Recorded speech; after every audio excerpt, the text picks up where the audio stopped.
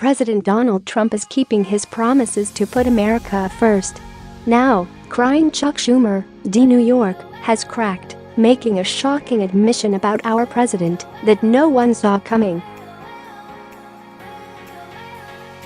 According to Daily Caller, Democrat Chuck Schumer, D. New York, stood on the Senate floor on Tuesday, March 13, 2018, to bend the knee to our brilliant president for his masterful intervention to keep American tech giant Qualcomm American.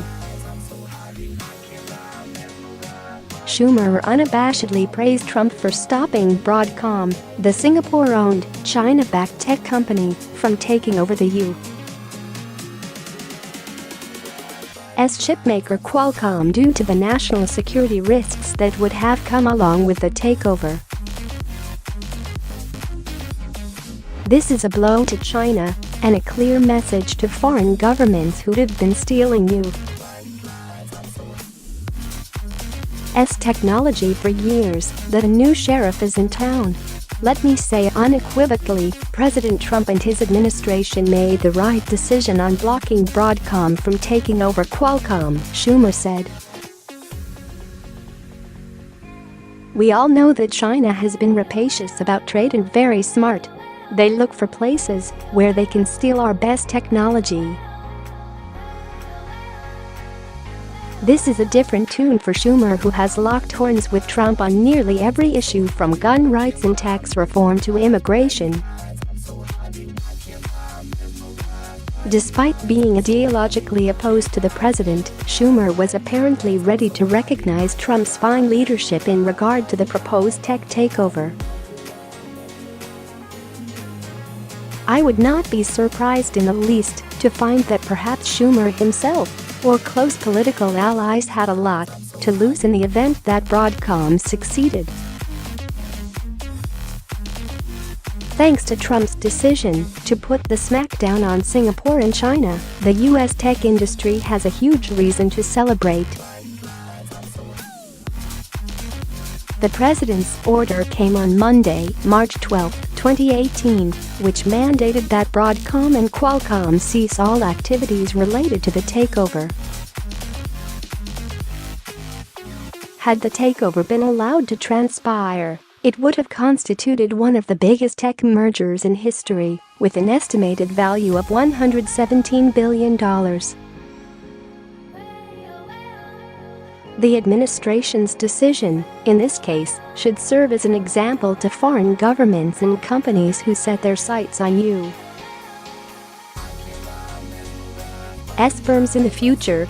According to Breitbart, the president's decision followed an investigation conducted by the Committee on Foreign Investment in the U.S. CFIUS, which discovered that Broadcom had planned a hostile takeover of Qualcomm through stock purchases and proxy votes in early 2018. The committee is made up of select members of Trump's cabinet and Secretary of the Treasury Steven Mnuchin. Thanks to their hard work, our president was able to look at the merger with a wealth of information and make the right call. The decision to investigate the merger was based on classified and unclassified information gathered by the Treasury Department. Notably, U.S.-owned Qualcomm is the biggest manufacturer of critical semiconductors that power electronic devices. Smartphones and servers are among some of the most technologically advanced devices containing Qualcomm's chips. The tech giant is also known as a global leader in the research and development of 5G networks. One of the more sensitive issues involved in the merger involves classified contracts, which Qualcomm has with the Department of Defense and other agencies.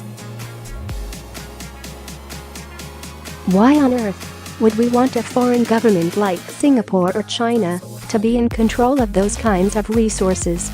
The Treasury Department released a letter on March 6, 2018, which read in part,